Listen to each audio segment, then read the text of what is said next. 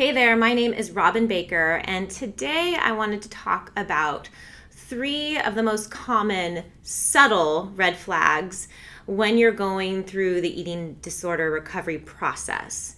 So these are things that when maybe someone hears them, they think, oh, that's not such a bad thing. Or even you may be thinking, this is actually a good thing in my recovery.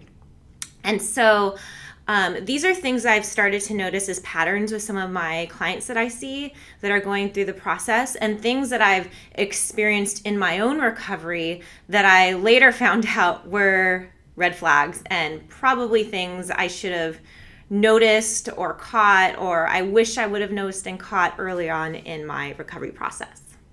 So in today's video, I'm going to be discussing the first red flag that, as myself in my job working with people that want to get back into exercise after an eating disorder, the typical thing I've been hearing for a while now is I want to get stronger.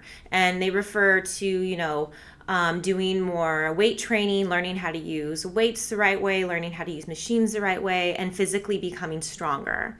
And on the surface, right, this doesn't seem like a bad thing. This sounds like a great thing because, oh, wow, they want to focus on their physical ability and their strength. But really, the question that I get to people when they tell me this is, well, why? Why do you want to be physically strong? Why is that so important to you? And so the reason I ask this is because everything has a why. And typically the why is more important than the what. So, and especially I think in eating disorder recovery. So the first question is why? Why do you want to get stronger? Typically what I've been hearing from people, there's kind of 2 things. But most of the time when people want to get stronger, it's because, well, I don't want to feel weak anymore. If I'm not capable, then I'm not important. I'm not I don't matter. I'm not valuable. If I'm incapable of doing certain things physically, then I'm not as good as someone that can do things that is physically capable. So that's kind of a little red flag there that, there's still this dependency on external factors to feel like your body is important, to feel like you are important, to feel like you matter, and to feel like what your body can do is now the most important thing, or to define your self-worth. So that is kind of like, moving one kind of focus of the eating disorder on appearance over to capability. Another part of this I want to feel stronger reason for exercising and weight training that can be a red flag is I find that a lot of the girls that come in here and want to be stronger, physically stronger especially, is because they have experienced some kind of sexual violence in their past. And kind of their thinking and their justification for wanting to get stronger physically is because they think, if I'm physically stronger, maybe this won't happen to me again, or I can protect myself if I'm physically stronger. If I was stronger, I could have done something about it. And on the surface, again, this doesn't look like a huge problem, especially since, right, we have a lot of self-defense classes that women go to learn to defend themselves physically if they're ever in that situation, or if they're ever in a situation, when someone's just attacking them. And so, yes, this is great to be able to physically defend yourself, but at the same time, what can happen, I think, especially when you are coming at it from an eating disorder recovery standpoint, is that, the main purpose is you don't want to be hurt again. And I think that goes not only physically, but also emotionally. And so what can happen is when you start to strength train or build up physical strength, what can possibly also happen is that you build up walls emotionally, right, to protect yourself. And the vulnerability kind of goes out the window, which there is a time and a place for vulnerability. This is true. However, if you build up too many walls, it's really difficult to access that vulnerability.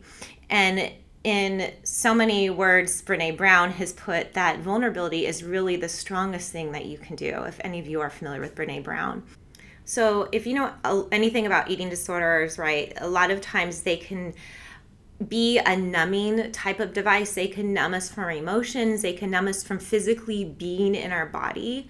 And unfortunately, strength can sometimes do that too. And I think this is especially true when you're going through eating disorder recovery or you are struggling with an eating disorder. It's very easy to say, okay, I don't want to be super, super skinny anymore. I don't want to focus on my weight. I just want to focus on being stronger to protect myself so I don't have to be hurt again. I can be strong. I can be invincible. And really, this looks like strength, but it's another wall. It's another way to numb yourself. It's another way to cut yourself off from truly feeling. And that's what the eating disorder has already done. So I know people are probably wondering, well, what if I do want to get stronger and I'm in my eating disorder recovery? Is it a good thing to strength train? Should I not strength train? What should I do? Should I not exercise at all? And this is a really, really complex question because it's so individual for each person and kind of what your eating disorder has brought to the table for you. What I can say for most people is that it's really important to ask yourself, why? Why do I physically want to become stronger? Why is this something that is motivating me to exercise? Start there, and I think that will kind of lead you to where you need to go. If you have any questions about this personally, because again, this is such a personalized question, I can't make a blanket statement for everybody.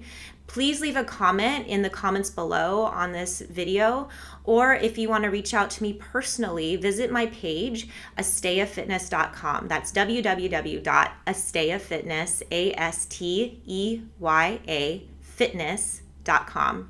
And you'll find a way to connect to me there, and I would love to go over possibilities for you as far as exercise goes in your eating disorder recovery. So thanks for watching this video. Again, I really appreciate if you liked this video, if you left a comment, any questions you have or any comments you have, and don't forget to subscribe to my channel.